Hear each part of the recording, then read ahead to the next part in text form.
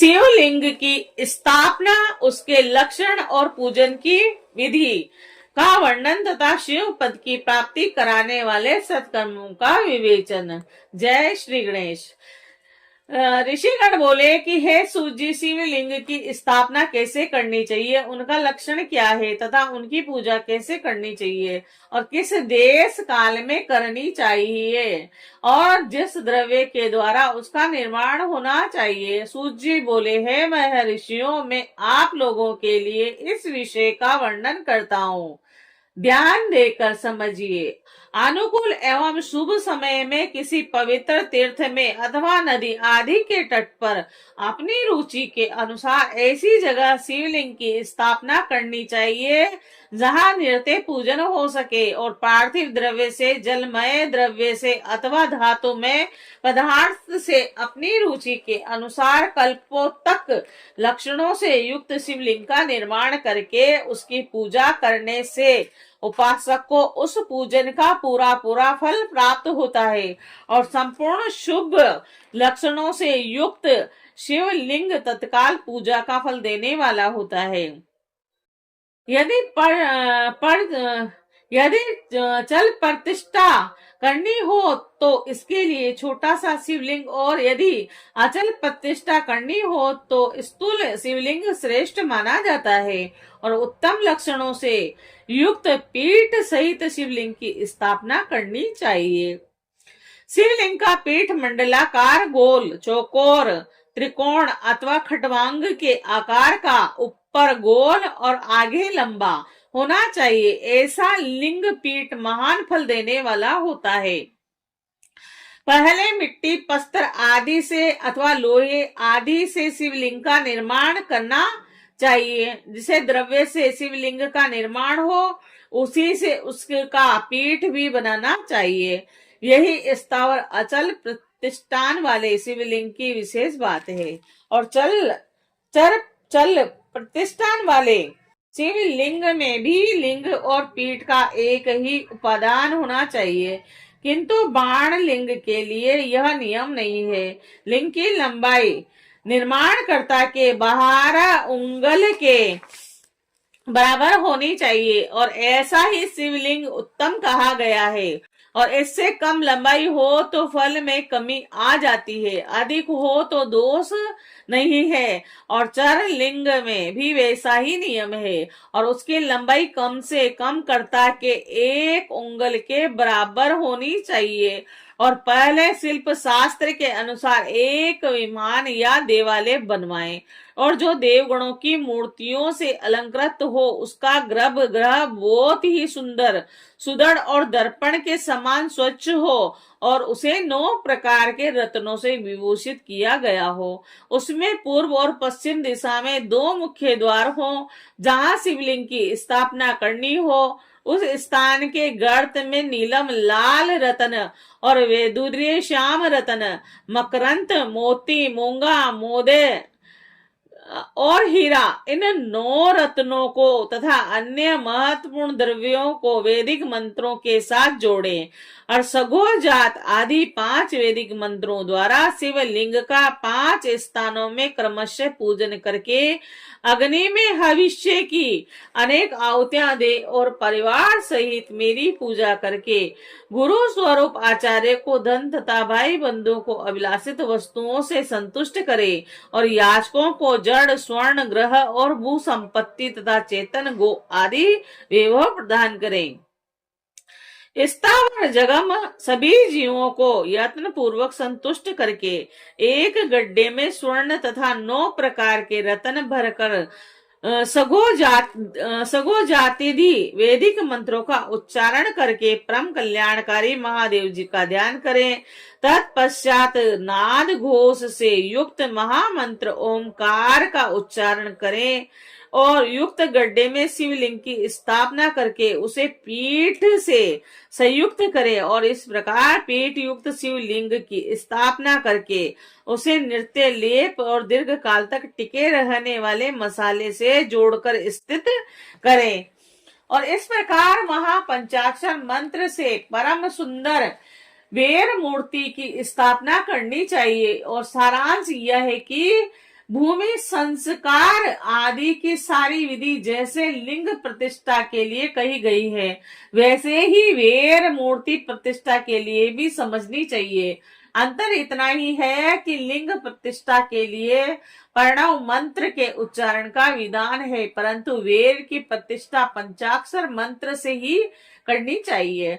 और जहां लिंग की प्रतिष्ठा हुई है वहां भी उत्सव के लिए और बाहर सवारी निकालने आदि के निर्मित वेर मूर्ति को रखना आवश्यक है। वेर को बाहर से भी लिया जा सकता है और उसे गुरुजनों से ग्रहण करें। बाहरी वेर वही लेने योग्य है जो साधु पुरुषों द्वारा पूजित हो, और इस प्रकार लिंग में और वेर में भी की हुई महादेव जी की पूजा शिव पद प्रदान करने वाली होती है। स्थावर और जगम के भेद से लिंग भी दो प्रकार का कहा गया है। वृक्ष लता आदि को स्थावर लिंग कहते हैं और कूर्मी कीट आदि को जगम लिंग कहते हैं। और सींचने आदि के द्वारा स्थावर लिंग की सेवा करनी चाहिए और जगम लिंग को आहार और जल आदि देकर तृप्त करना उचित है। और उन स्थावर जगम जीवों को सुख पहुंचाने में अनुरक्त होना भगवान शिव का पूजन है, और ऐसा विधान पुरुष मानते हैं। इसी प्रकार चराचर जीवों को ही भगवान शंकर के प्रतीक मानकर उनका पूजन करना चाहिए। सभी पीठ प्राकृतिक जगदम्बा का स्वरूप है और समस्त शिवलिंग चैतन्य स्वरूप है। जैसे भगवान शंकर देवी पार्वती को गोद में बिठाकर विराजते हैं, उसी प्रकार यह शिवलिंग सदा पीठ के साथ ही विराजमान होता है।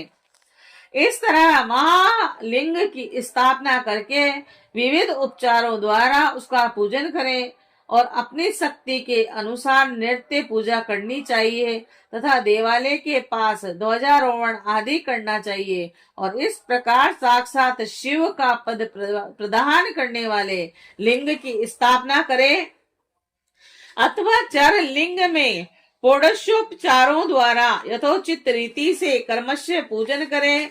और यह पूजन भी शिव पद प्रदान करने वाला है। और आह्वान आसन अर्धे पाद पादांग आचमन अभय पूर्वक स्नान वस्त्र गंध पुष्प धूप दीप नवेद तामूल समर्पण निराजन नमस्कार और विसर्जन, यह 16 उपचार हैं।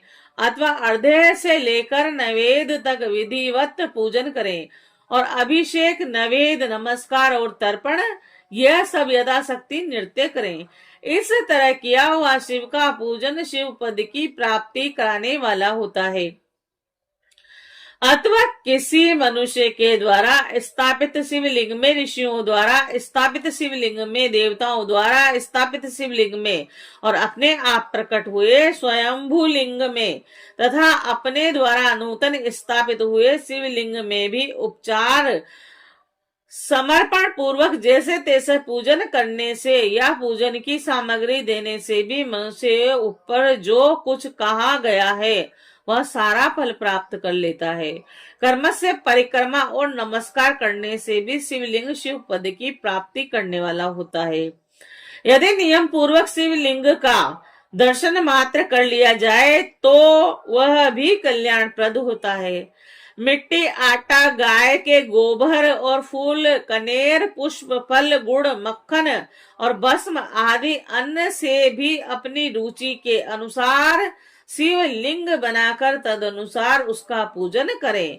कुछ लोग हाथ के अंगूठे आदि पर भी पूजा करना चाहते हैं और लिंग का निर्माण कहीं भी करने में किसी प्रकार का निषेध नहीं है।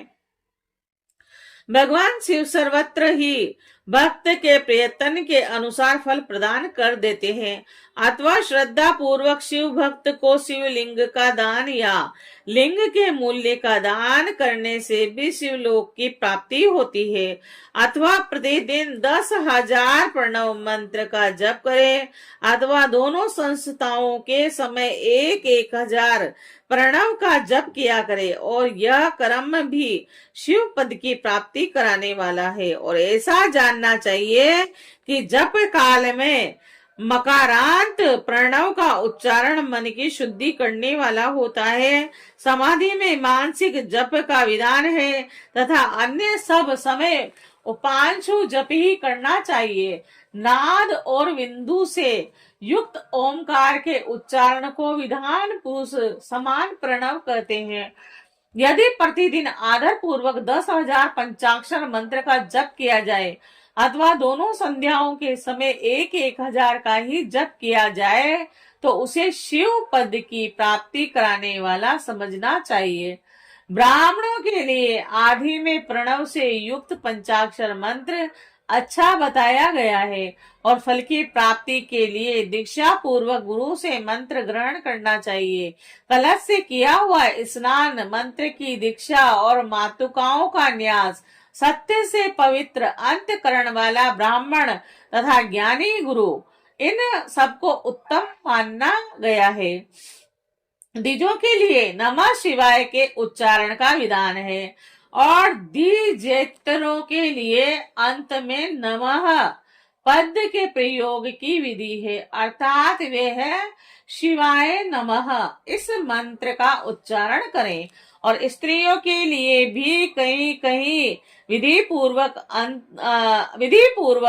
अंत में नमः जोड़कर उच्चारण का ही विधान है, अर्थात कोई कोई ऋषि ब्राह्मण की स्त्रियों के लिए नमः पूर्वक शिवाय के जप की अनुमति देते हैं, अर्थात वह है नमः शिवाय का जप करे। पंचाक्षर मंत्र का 5 करोड़ जप करके मनुष्य भगवान सदाशिव के समान हो जाता है और 1, 2, 3 अथवा 4 करोड़ का जप करने से क्रमशः ब्रह्मा, विष्णु, रुद्र और महेश का पद प्राप्त होता है। अथवा मंत्र के जितने अक्षर हैं उनका पृथक पृथक 1 लाख जप करे अथवा समस्त अक्षरों का एक साथ ही इतने अक्षर हो जितने लाख जप करें। इस तरह के जप को शिव पद की प्राप्ति कराने वाला समझना चाहिए। और यदि 1,000 दिनों में प्रतिदिन 1 सहस्त्र जप के क्रम से पंचाक्षर मंत्र का 10 लाख जप पूरा कर लिया जाए और प्रतिदिन ब्राह्मण भोजन कराया जाए तो उस मंत्र से अभिष्ट कार्य की सिद्धि होती है।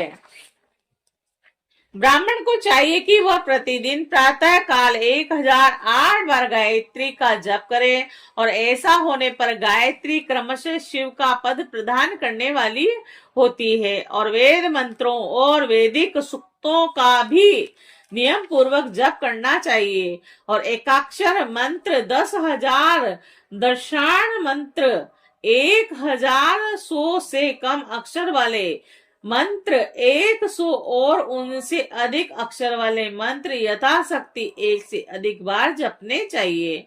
वेदों के पारायण को भी शिव पद की प्राप्ति कराने वाला जानना चाहिए। अन्याय जो बोध से मंत्र हैं उनका भी जितने अक्षर हो उतने लाख जप करना चाहिए। एकाक्षर मंत्रों को उसी प्रकार करोड़ों की संख्या में जपना चाहिए। अधिक अक्षर वाले मंत्र 1000 की संख्या में और भक्ति पूर्वक जपने चाहिए। जिस प्रकार जो यथाशक्ति जप करता है वह कर्म से शिव पद प्राप्त कर लेता है और अपनी रुचि के अनुसार किसी एक मंत्र को अपनाकर मृत्यु प्रयत्न प्रतिदिन उसका जप करना चाहिए। अथवा ओम इस मंत्र का प्रतिदिन 1 सहस्त्र जप करना चाहिए। ऐसा करने पर भगवान शिव की आज्ञा से संपूर्ण मनोरथों की सिद्धि होती है। जो मनुष्य भगवान शिव के लिए फुलवाड़ी या बगीचे आदि लगाता है तथा शिव के सेवा कार्यों के लिए मंदिर में झाड़ने बुआरने आदि की व्यवस्था करता है वह इस पुण्य क्रम को करके शिव पद प्राप्त कर लेता है। भगवान शिव के जो काशी आदि क्षेत्र हैं उनमें भक्ति पूर्वक नित्य निवास करें और वे जड़ चेतन सभी को भोग और मोक्ष देने वाले हैं। अतः विधान पुरुष को भगवान शिव के क्षेत्र में मृत्यु प्रयत्न निवास करना चाहिए। मनुष्य द्वारा स्थापित शिवलिंग से चारों ओर 100 हाथ तक पुण्य क्षेत्र कहा गया है। तथा ऋषियों द्वारा स्थापित शिवलिंग के चारों ओर 1000 हाथ तक पुण्य क्षेत्र होता है। और इस प्रकार देवताओं द्वारा स्थापित शिवलिंग के चारों ओर भी 1000 हाथ तक पुण्य क्षेत्र समझना चाहिए। और स्वयंभू लिंग के चारों ओर तो 1000 धनुष 4000 हाथ तक पुण्य क्षेत्र होता है। और पुण्य क्षेत्र में स्थित बावड़ी, कुआं और पोखरे आदि को शिव गंगा समझना चाहिए। और भगवान शिव का ऐसा ही वचन है, वहां स्नान दान तप करके मनुष्य भगवान शिव को प्राप्त कर लेता है। अतः मृत्यु प्रयत्न शिव के क्षेत्र का आश्रय लेकर रहना चाहिए। और जो शिव के क्षेत्र में अपने किसी मृतक संबंधी का दाह, दशाह, मानसिक श्राद्ध और सतपिंडीकरण अथवा वार्षिक श्राद्ध करता है, अथवा कभी भी शिव के क्षेत्र में अपने पितरों को पिंड देता है, वह तत्काल सब पापों से मुक्त हो जाता है और अंत में शिव प्रद पाता है। अथवा शिव के क्षेत्र में 7, 5, 3 या एक ही रात निवास कर ले, ऐसा करने से भी क्रमशः शिव पद की प्राप्ति होती है। लोक में अपने अपने वर्ण के अनुरूप सदाचार का पालन करने से भी मनुष्य शिव पद को प्राप्त कर लेता है। और वर्णानुकूल आचरण से तथा भक्ति भाव से वह अपने सत्कर्म का अतिशय फल पाता है और कामना पूर्वक किए हुए अपने कर्म के अभिष्ट फल को शीघ्र ही पा लेता है। निष्काम भाव से किया हुआ सारा कर्म साक्षात शिव पद की प्राप्ति कराने वाला होता है। और दिन के 3 विभाग हैं, जैसे प्रातः, मध्याह्न और साय। यह तीनों में क्रम से एक एक प्रकार के कर्म का संपादन किया जाता है। प्रातः काल को शास्त्र विहित नृत्य क्रम के अनुष्ठान का समय जानना चाहिए और मध्य काल को सकाम कर्म के लिए उपयोगी है तथा सायकाल शांति कर्म के लिए उपयोगी है और ऐसा जानना चाहिए। और इसी प्रकार रात्रि में भी समय का विभाजन किया गया है। रात के 4 पहरों में से जो बीच के 2 पहर हैं, उन्हें निशिथल काल कहा गया है। और विशेष उस काल में की हुई भगवान शिव की पूजा अभिष्ट फल को देने वाली होती है।